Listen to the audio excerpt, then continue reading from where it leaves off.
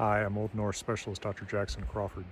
Norse mythology does not talk about the stars or other heavenly bodies very much, but we do know at least a couple star names, and one in particular has parallels in other old Germanic languages, including a recently discovered one in the oldest well-attested Germanic language, Gothic, as well as in the works of J.R.R. Tolkien.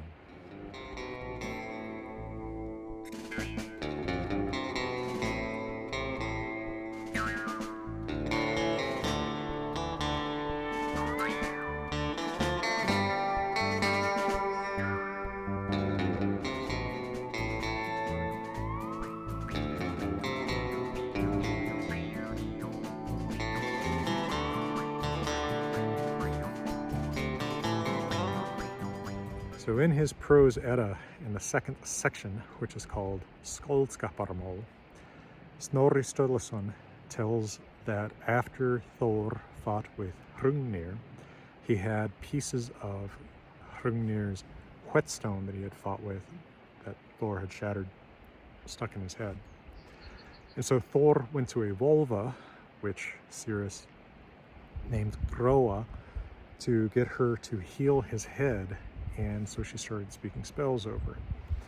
And as she was speaking her spells, he started to feel the rock pieces coming loose, and so he thought, well, I'm going to reward her with some good news. And he says, hey, your husband, Aurvandil, is alive.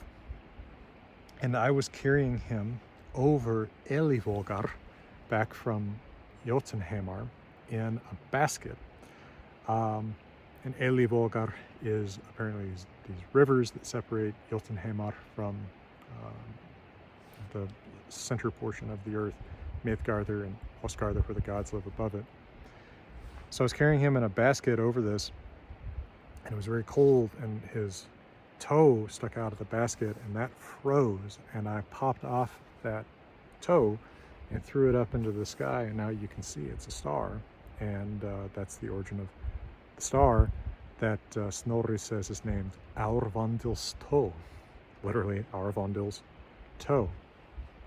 Unfortunately, Groa is so happy to hear that her husband is alive that she forgets her spells, and so the whetstone remains stuck in Thor's head.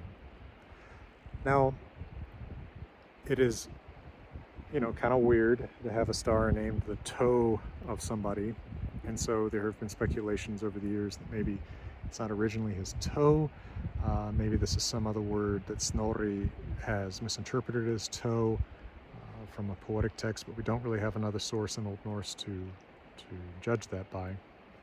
As far as we know, the name of the star is Aurvandil's toe. Now in Old English, the cognate name is used, and that cognate name is Earendel, and that is the morning star. Now this word is attested in Latin glosses, so where there's a Latin text and Old English scribes have written what the Old English word is above each Latin word. So Earendel is used to translate Ubar, which means like starry radiance, as well as Aurora, which means dawn in Latin. We see it in the Old English translation of Revelation 22:16, where Jesus says, Ich Jesus, ich eum seberte Earendel, which translates in the Vulgate Latin Bible, it says Stella Splendida et Matutina, the bright morning star. We see it at the beginning of an Old English poem called Christ 1, Eila Earendel engla beortast over middanjerd monum sended. On sóð hesta sunnan leoma tort over tunglas þú tida Jahwana, of sruvum the sumle in lichtes. O Earendel, brightest of angels over Middle Earth, Midgard, sent to men, and the true light of the sun, or maybe light from the south, bright over heavenly bodies, tunglas, you at all times illuminate from yourself always. So quite a compelling tribute to Earendel the star, perhaps in its identification with Christ. Oh, I forgot that there is one other place where this is mentioned in Old Norse, kind of, although it's really in Latin. Saxo Grammaticus, in his Gesta Danorum, History of the Danes, where he tells some versions of Norse myths and tales of Norse heroes, does mention a hero, Horvendilus, which looks like a Latinized form of Arvandil, but nothing about him in a star or him in a toe.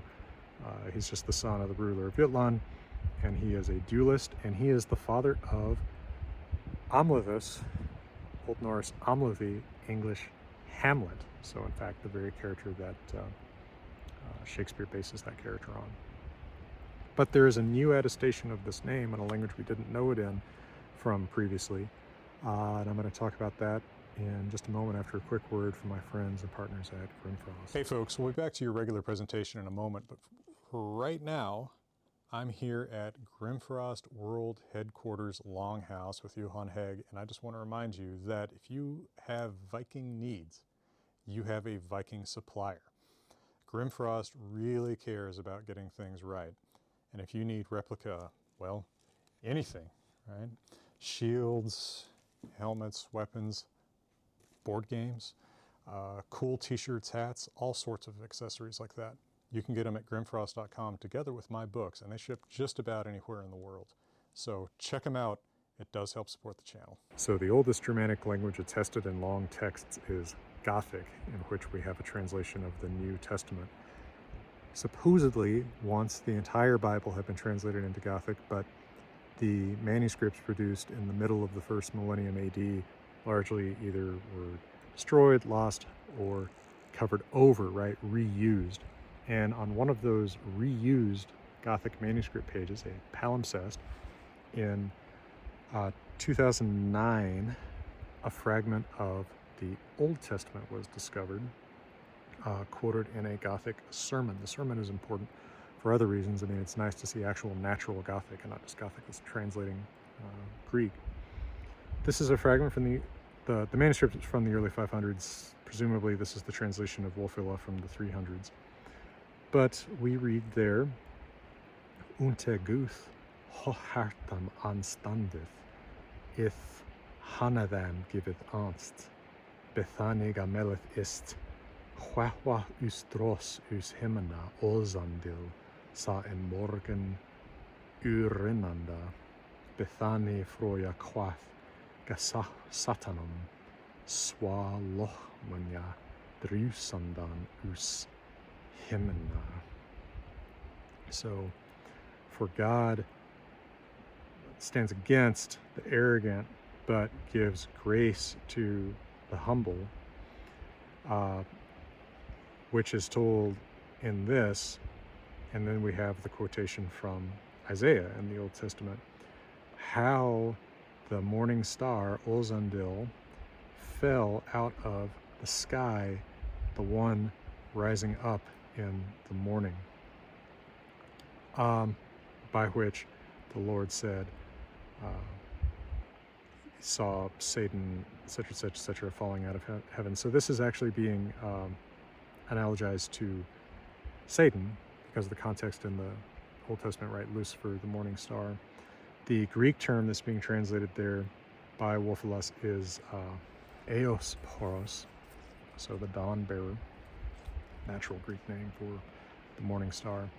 But imagine how excited J.R. Tolkien would have been to know that Gothic, this language that he loved so much, actually did preserve the name of this star and hero. And of course, not knowing anything more about said star and hero than what's attested in Old Norse and Old English, he constructed this whole story about Arundel and the Silmarillion, who has a boat called Wingalot, and that boat is actually named for the boat of another sort of lost hero from early Germanic languages named Wade, or similar things in other branches, Vadi, presumably in Old Norse, if his name had been preserved there. Well, folks, thanks so much for your support on Patreon, and thanks to those of you checking out the second edition of the Poetic Edda and other books, and thanks to those of you taking the Zoom classes. And from beautiful Colorado, please know that I'm wishing you